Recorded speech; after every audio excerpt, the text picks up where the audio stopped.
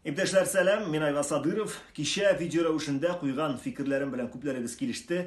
Хәтта кайберәүләрегез үз сәхифәләренә дә куйган иде. Игътибарыгыз өчен зур рәхмәт. Шушы көннән үзем атнаны өйдә уздырганлыктан видеоблог форматында фикерләрем белән уртаклашырга кирәк дигән карарга килдем. Алар әлеге вазгыять турында гына бармас. Төрле темаларга кагылышлы фикерләремне мин күптән барлап килгән идем инде. Хәзер моның өчен иң кулай вакыт дип саныйм. Минем дә бераз вакытым барлыкка килде.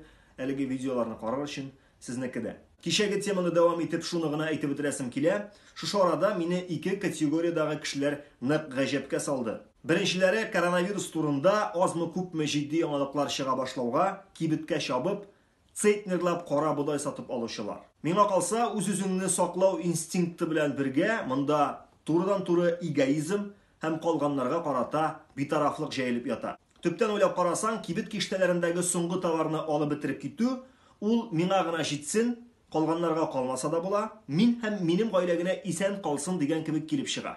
Менә миңа дигән ике капчык гречка, калганнарда минем эшем юк. Гафу итегез, бу әле ахмаклык та бит. Беренчедән, нәкъ та шундыйлар аркасында товарга спрос барлыгын күреп, кибет тотучылар аңа бәяне күтәрә. Икенчедән, без капиталистик илдә яшәгәнне онытмыйк, бүген бетсә, иртәгә үк аны кайтаралар.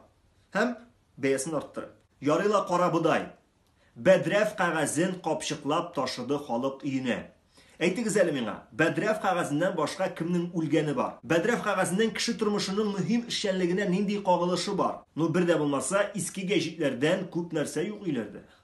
Икенче категория кешеләр көн сайын һәр утюктан өйдә утырыгыз дип тукып торуларына карамастан, рәхәтләнеп, урамга, кеше күп җыелган җирләргә чыгып, йөрүчеләр, ял итүчеләр. Моны күрер өчен хәтта өйдән дә чыгарга кирәкми. Инстаграмны ачасың да кемнең кайда йөргәнен күрәсең. Үзегезне жәлләмәсәгез, сезнең белән бергә туручы әти-әниләрегезне, дәүләти-дәвәниләрегезне жәлләгез.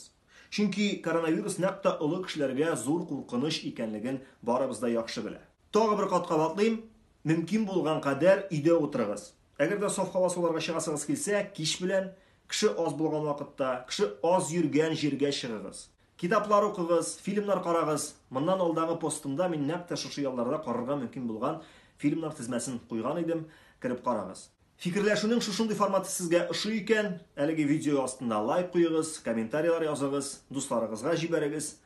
Тиздән очрашырбыз.